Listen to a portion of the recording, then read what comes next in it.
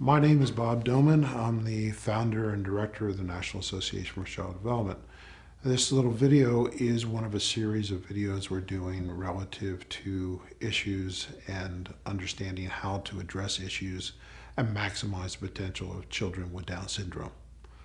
In this little segment, we want to talk about problems that are very common problems and almost universal problems that affect how the child learns to hear and process auditory information.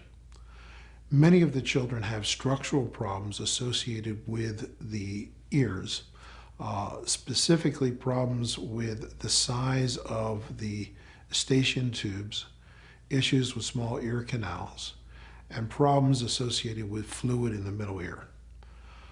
This is a very common problem and a problem often that is not addressed and often not discovered.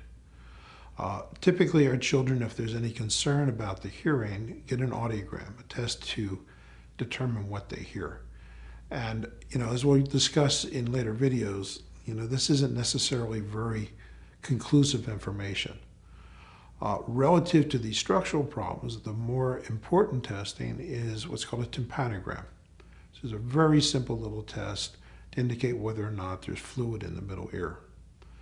The brain learns how primarily to process different frequencies of sound, frequencies that are important to learn how to process, understand language, and to speak, primarily in the first couple of years of life. And unfortunately, it's these periods when the children are really small that we tend to have a lot of issues relative to the function of the ear. And fluid kind of comes and goes during these periods of time with many of the children. Often that's an issue from virtually birth until the kids are about 6 or 8 years of life. And what happens with this is the child gets inconsistent input. And because of the inconsistent input, the brain does not learn how to process the frequencies of sound properly. This leads to issues with receptive language, expressive language, with speech, and development of cognition. So it's a very, very big issue. So part of what you want to be doing is looking at the health of the ears. One of the signs you can look for actually is congestion. If your child is congested, the odds are your child has fluid in the middle ear. And you want to do regular baseline tympanograms to see if those ears are clear.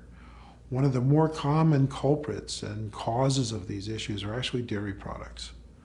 Most of our children with Down syndrome really cannot tolerate dairy products.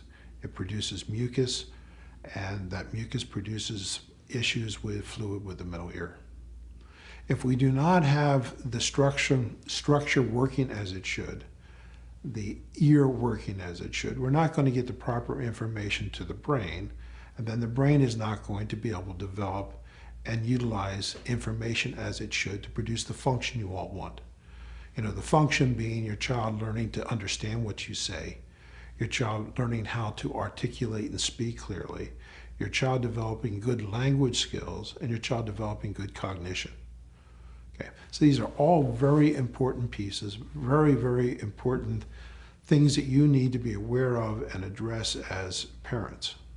Other aspects that affect the speech and the structure and the breathing and so forth are issues relative to jaw placement, palate, bite, tonsils, adenoids. All these can be really significant pieces. Many of the children, if they're checked, have large adenoids, which are blocking the eustachian tubes, creating more problems with the middle ear and fluid issues. Large tonsils are affecting the breathing. We're discovering that many of our children have sleep apnea and actually poor oxygen saturation. Poor oxygen saturation essentially means there's not enough oxygen in the blood for the brain to function properly or the muscles to be as strong as they should be or any of the physical function to occur as it should. So these are also important aspects. Part of what you're dealing with as parents of children with Down syndrome is that many of the individuals you work with pieces of your child and do not look at your entire child. All right, that's one of the important lessons we've learned in NACD, is it's mandatory that we don't look at the kids as pieces, we look at the kids as a whole. And if we lack function, if the function is not developing as it should be, we have to look at all the pieces and determine what pieces are affected with this specific child and how do we fix those pieces. It's very easy to say, oh, my child is not developing as they should. The speech isn't developing and language isn't developing as it should. So maybe we should do more speech therapy. Well, maybe, but not necessarily. Because if you're not identifying the issues that have caused the delay, the issues that very possibly on an ongoing basis are creating more issues for the child, you're really not going to get anywhere. So it's very important that you look at all of these pieces and be aggressive and make sure you're getting the guidance and assistance you need from someone who's looking at your entire child, who can help you determine what their needs are, what resources need to be brought to bear, and what you need to implement to address the problems, fix the problems, and have your child move along developmentally as they should.